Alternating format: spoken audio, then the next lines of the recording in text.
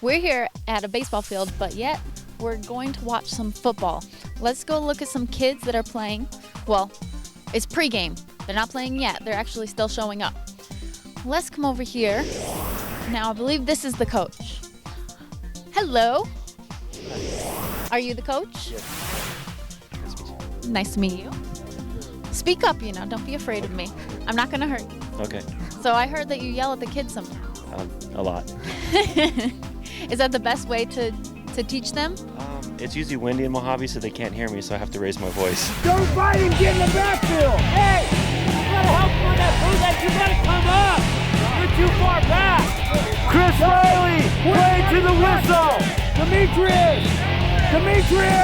I want you in that backfield, baby! How does the wind affect the game? I mean, today is a beautiful day. There's no wind at all. How does the wind affect the game when they're playing? It affects passing. I mean, usually at the smaller levels, the little guys, they don't pass as much, but I got the 13-year-olds and we pass sometimes, so it definitely in Mojave, you can't pass as much as you normally would, so you just got to play the wind, and sometimes you can throw, sometimes you can't.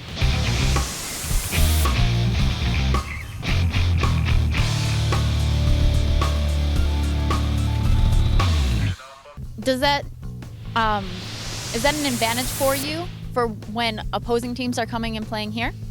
It is if we play a team that likes to pass. It's definitely an advantage. It's definitely an advantage in baseball season because a lot of kids come up and they can't field a fly ball because of the wind. But football, it's not too much of an advantage because it's just most teams run the ball a lot and they'll pass a little bit. When they get into high school, they start to throw the ball a little more.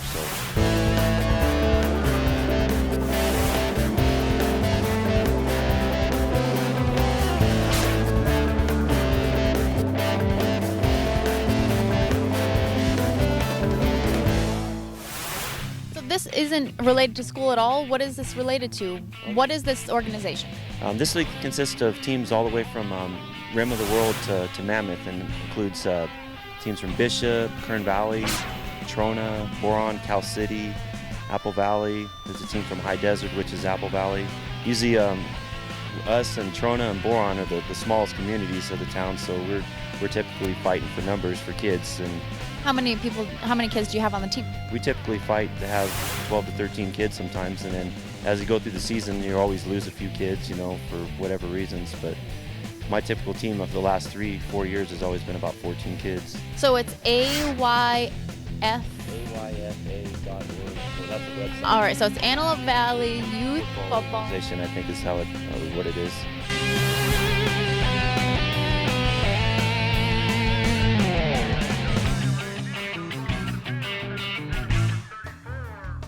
What's their mission? What's their goal? Well, the goal is to teach youth how to play football, and then teach it in the right way, to be good sportsmanship, and we all stress that, and I do that with my team a lot. If I let these guys go, they would get a little unruly sometimes, but it's basically just teaching them the game, to teach it right, so that when they get up to high school, the high school coaches have less to do, but they still have a lot to work with. So how did they find out about this? Is there a website, or how did they, join? They find out there's websites or word of mouth or the paper. Whenever we're getting ready to do sign-ups, we put advertisement in the paper, and then we put flyers around the town. When to sign up? Usually you can sign up. Every town does it differently, but we typically try to sign kids up usually from June to August, and then once school starts in late August, we typically get some late sign-ups, because they start to see kids out here practicing. Well, you played football. Your son plays football. What was your favorite part of football? My favorite part was hitting. That's the one thing you can do. You can hit and not get in trouble. So.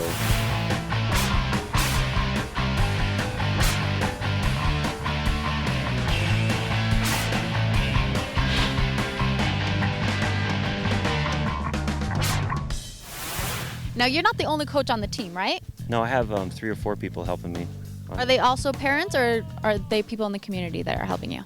They're part of the community, but yeah, they are our parents. One of my coaches is Rocker Rumlayan, and I've coached with him for a couple years, and his son plays. And then another coach is Mark Scott, which his son Garrett has played ever since my son was little. They were both tiny together playing, so they've been both with me for quite a while. And then we have a new coach, BJ Hamilton, and he's been coaching with us just this year. And what's the hardest part about coaching, and especially because they're so young? it's just getting the message through, how important it is to do certain things that are going to help us win the game. And some kids don't quite understand that until they get to the game, and then they find out that they're not doing very well, and a lot of it's just sometimes it's poor practices but I think as they get a little bit older, they're starting to understand that a little bit more, and hopefully by the time they get to high school, they'll know what they're doing. Would you say that your freshman, not freshman in high school, was a harder team to train? Oh, it was definitely harder. When I got out of the freshman, I coached them for 3 years. It was nice because you just go up and you're not constantly training kids that just now started, which I like doing, but it was nice to step up and coach a team that kids have already played for a couple years, and you don't have to teach all the little basics. You can go over a lot more difficult plays and difficult blocking schemes that's going to help those kids win games. Okay, so you said you go up with your kid, but you said that you've coached freshmen for 3 years. He was on freshman for 3 years? It's not like high school where you move up every year? No, it all depends on your age and your weight. Like freshmen are typically anywhere from 8 years old to 10, and depends on how big you are. Your weight is determining whether you can stay on that team. Sophomores are like anywhere from 9 to 11-year-old, and then juniors are typically anywhere from 12 to 13. Seniors are 12, 13, 14, just depends. Some kids are really big kids and they got to play on an upper team. It's all. Oh, really? So they don't even get to start at the bottom necessarily if they're a little bit larger? Yeah, it just depends. If you're a certain age, and you could still be a little bit heavy to be on a team, but they have their guidelines, and that's just to keep the kids safe, so they're not playing a kid that's going to hurt them out there. So you're more than just a coach. You do the rides, and obviously your wife is part of it too. What else do you do besides the rides? Well, I got to take care of them for the weekend sometimes, because we go up to Mammoth, we go to Bishop, and sometimes we stay overnight. So, I have to play the parent role with about 6 or 7 kids that aren't my own, and which is not a problem at all. I love doing it. And Coach Rocky over there, he has to take his church van, and he usually carries about 10 to 13 kids to travel. So he doesn't always stay the night, but a lot of times I do. We'll get a condo in Mammoth, and we got about 4 extra kids with us, and got to feed them for the weekend. And some parents, give them some money, and then we got to chip in, which we have no problem doing. So, besides running and warming up, what other drills do you put them through? Well, we'll do some passing drills, and we'll do some hitting drills, and then of course we have to work on plays and stuff. And that's usually the hardest part of the practice, because everything slows down. Kids love to hit a lot more than they love to sit there and run plays, but that's what's going to win us games, is by executing plays better than the other team. When you played, what position did you play? I played center, and then I played fullback, and then I played middle linebacker. Oh, really? And all in youth? So you're not always the one position for the entire time? No, you have to switch around, especially with teams like this with only 13, 14 kids. So kids got to be able to play other positions, because one kid gets hurt, someone's got to step up and play another position. So it must be hard to have one kid hurt when you only have maybe one extra person. Yeah, it is really hard. We've actually played some games with 11 people, and that's what you put on the field. And then actually have had kids hurt and had to play with 10 for a little bit till that kid was ready to come back in the game. Are you allowed to do that? Yeah, you can play with 10, but if you drop down to 9, then it's a forfeit. So it's difficult with that many kids, but we've been doing it, and we've had 3 or 4 Super Bowls over the last few years, with some teams getting in there with short amount of kids. So it's been pretty good. So Super Bowl is the championship, the last game, right? Now I heard that you are there this weekend. Yeah, we play Rim of the World this Saturday. We had to play Boron and Big Bear. We had to beat both those teams, really good teams, to get there. But we just got past Big Bear 6-0 last Saturday. So it was a really good game, 2 really good teams, and we were able to squeeze out 1 touchdown to get the victory. So, what's your mentality going to be in coaching when you get to the Super Bowl? I'll try to be relaxed, and try and. Just let things happen the way they happen, and if the kids make mistakes, try to encourage them. I mean, I know I'll get on them a little bit, but it is the last game of the season. I want to make sure, even if we do lose, that the kids had a really good time, and not remember you yelling the whole time, saying they just made a mistake. Yeah, exactly, exactly. You used to have the last game, them not remember that, right? Yeah, the last game. That's all that matters, is your last game.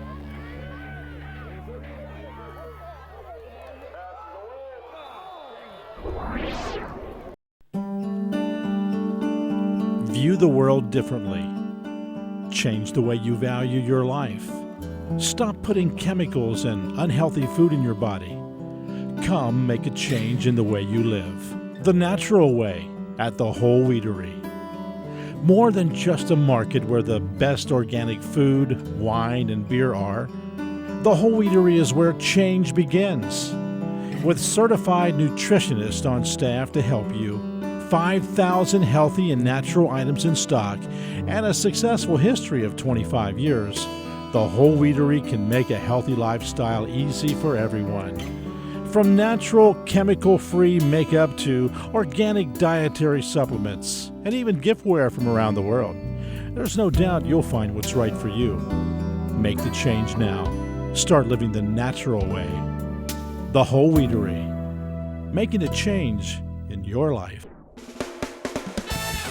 Say Sports Bar and Grill and you get Coaches. For 20 years, it's been Coaches because Coaches is a trendsetter. Coaches changed the way we view sports in the Antelope Valley. Direct TV, flat screen TVs, wall to wall with a state-of-the-art sound system that will blow you away. Say Coaches Sports Bar and Grill and you'll get great service with a personality to match. Known for our sandwiches being a meal in itself, or if you want the best in the West, serve up the wings because at Coaches, we say, if you're craving wings, you're craving Coaches. Wash them down with your favorite drink as you and your friends cheer on your team. And by the way, no matter where you sit, it's always the best seat in the house. Say Coaches Sports Bar and Grill, and you've said a mouthful. I'm out on my Buell, a smooth ride. The sweet turns, effortless, just the right feel to pump that adrenaline. There's always that inner voice that screams the best moments in life are on my Buell. Probably my second choice would be inside Antelope Valley Harley-Davidson. Every day is a good day there. I'm like a kid in a candy store.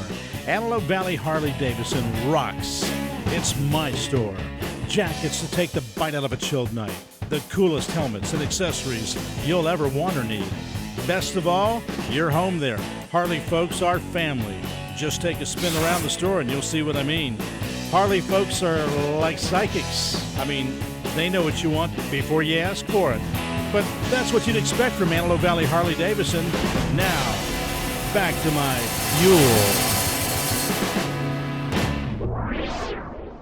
It's time for Melissa's timeout. All right, what's your name? Chris. What position do you play? Wide receiver and guard. Both? What's a guard? He's on the line. And what do they do? He blocks for the running backs. So is that the first line that hikes the ball? No, I'm right next to the center. There's center and then here's me. And the center is the one that hikes the ball? Yeah, center. Okay, so then you block everyone that's trying to get to who? The running back. The running back. Mm-hmm. Is this a defense or offense? Offense.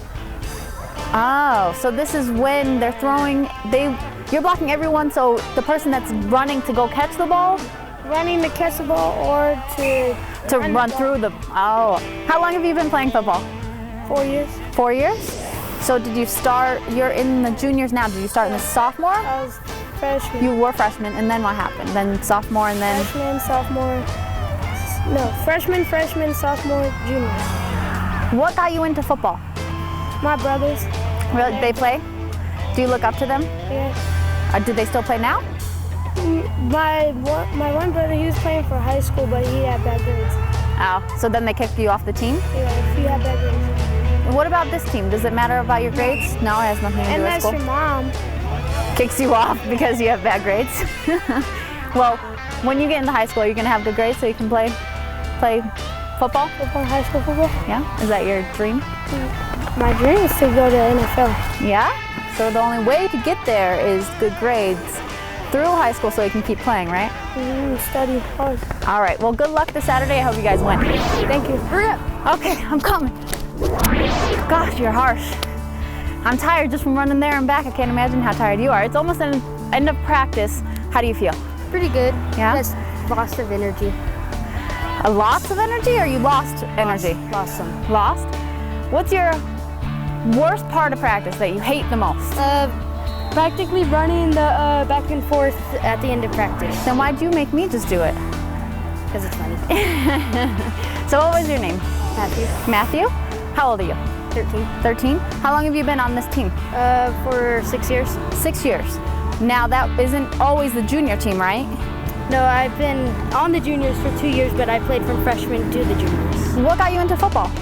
My dad, the coach, he asked if I want to play for the first year, and I said sure. And I tried it out, and I just liked it, so I've been playing ever since. Is football your favorite sport? Yeah.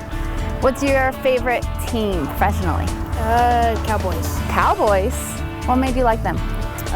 It's just they're a pretty good team, and then I just like some of them because I've been to the stadium quite a bit. So Really? So I just like the team because I always go there. Oh, great. How do you get there? Does your dad take you? Yeah, and we go in an airplane too there. Wow. Is that his favorite team, or does he have a different favorite team? He likes a different team. I don't remember what team he likes though. So you guys don't battle it out when they play each other? No. No. We Just love football. Yeah. Well, what's your favorite part of football? Practically the offense because we're able to progress on the field, and then it's also better because how to actually commit of showing how to push the other team away, and then You think that's a more important position, or do you think both positions, defense and offense, are both important? They're both important because it keeps us it keeps us energized also. Really? It keeps us from not like just losing our life and just doing school and then having work, and then it actually helps because we actually get to have a sport to play also. Now, how do you juggle school and playing? You practice how many times a week? 3 times a week. And then how do you do all your homework? Weekend. But usually I finish it at school. Oh, do you? Mm-hmm. That's interesting. All right, well, I'll let you get back to practice because I know they're about to, run, and I know that's the part you hate, but you made me do it, so I'm gonna make you do it. Have a good day, and good luck on Saturday. When you think of attorney services, think Leslie F. Noddacy. Because when you need to be represented, wouldn't you want his 30-plus years of experience behind you? Let me tell you right now, the office is called Last Resource. You might call them your one-stop legal service. They won't send you all over town for services that other offices normally would charge you for. There's no hidden fees, and their services are all-inclusive. Last Resource is the only place you need to go. From legal documents prepared by licensed professionals to legal representation in court by attorney Leslie F. Noddacy himself. Wouldn't it be nice to make one stop and accomplish all your legal services right now? Everything's in-house, providing you with legal services from A to Z. So don't waste any more time. Call Leslie F. Noddacy at Last Resource to set up your free consultation today. 274-1616. Exquisite, eye-catching, creative. That's what people are saying about California Tile Supply's new showroom. Inventory stacked high and deep from around the world and in stock now. Visit our new contractors room and they'll show you how to save time and money on your next project. The Learning Center, staffed with tile professionals that know the product. Available inventory unmatched anywhere in the Antelope Valley. California Tile Supply, tile professionals since 1971. Need cash? Don't know where to get it? Well, you'd be surprised at how much money you have right in your bedroom. Look on your dresser, for instance, and what do you see but a jewelry box that houses gold and silver collecting nothing but dust. Gems and jewelry can turn dust into cash. That's right, I said cash. But wait, how do you know how much this stuff is worth? 25 years of product knowledge from Gems and Jewelry ensures you'll get the best deal for your gold and silver. Let Gems and Jewelry buy your old gold, silver, and platinum jewelry that's just lying around the house doing nothing for you. They invite you to shop anywhere and compare other places so you can truly see they give the most money for your valuable gems. Why wait? Get cash for diamonds, watches, not to mention gold and silver coins. And if that isn't enough, Gems and Jewelry can customize a piece of jewelry for you, like a loved one's birthstone set in their favorite metal. Your imagination's the limit. Come see how Gems and Jewelry can change your gems and jewelry into cash. Exquisite, eye-catching, creative. That's what people are saying about California Tile Supply's new showroom. Inventory stacked high and deep from around the world and in stock now.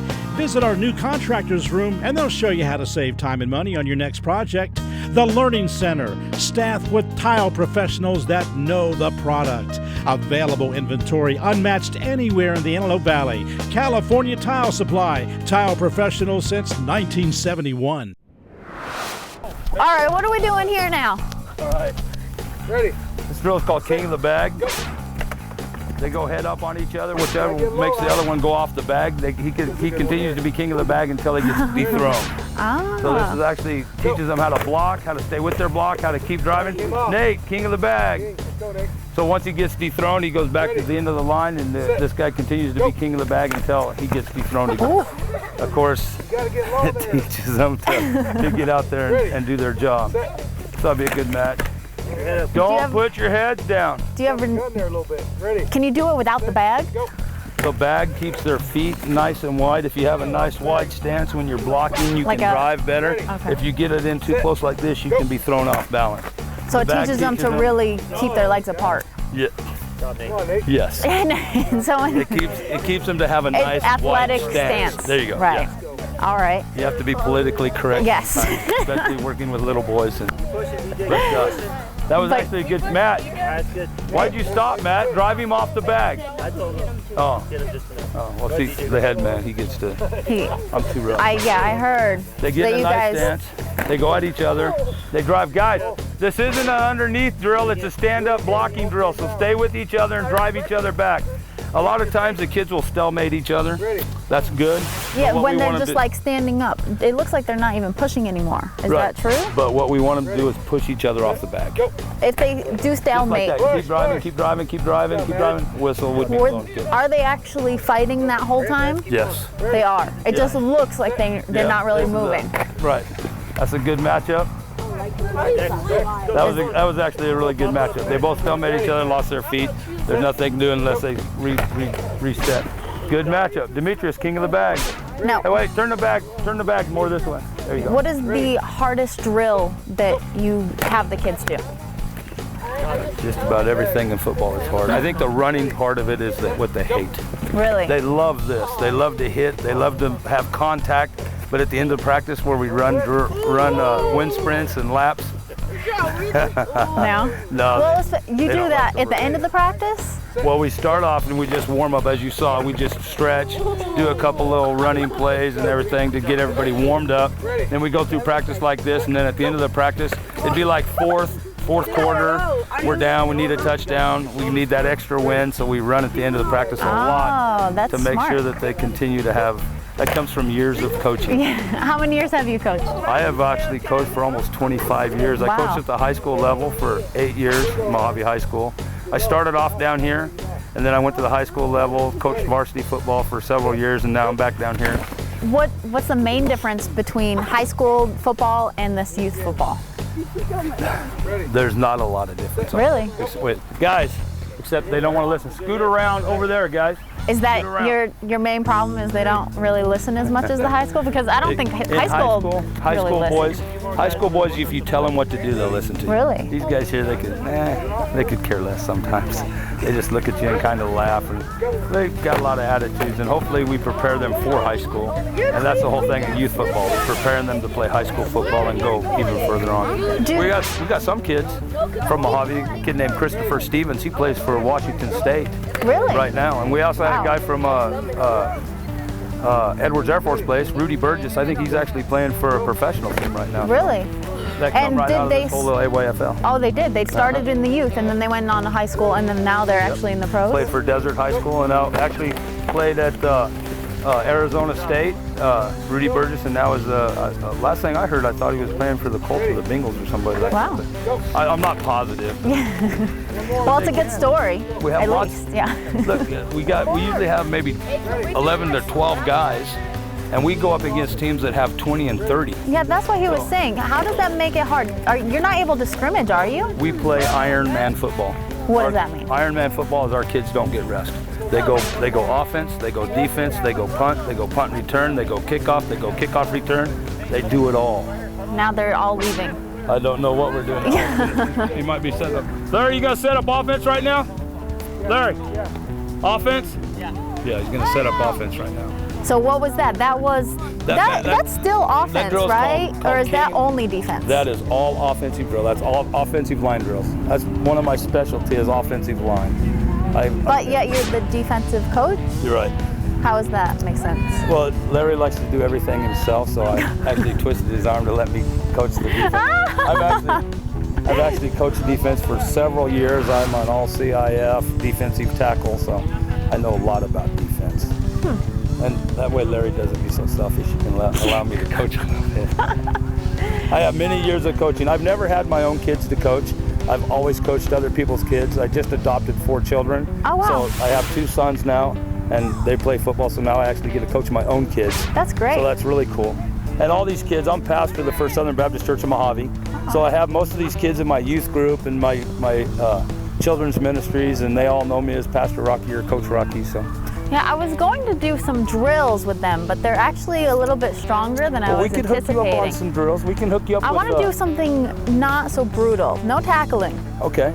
I could teach you like the swim move you could do against a couple of them, and maybe a spin move and different things. All right, let's go. Just do it slow for you. Wait, is my stance all right? No, it's a girl stance. What? Oh, am I backwards? Oh, I was backwards. Look, here we go. You're All right. Put your left foot forward. All right. Okay. Go about shoulder width. There you go. Oh, now that's really good. Now squat down like you have to go maybe to the restroom. Put your hand right down there in front of you. There's the perfect. Okay. Ready, set, go. You're gonna come up and grab. Grab and swim. Swim. All right. Set. Go. Perfect.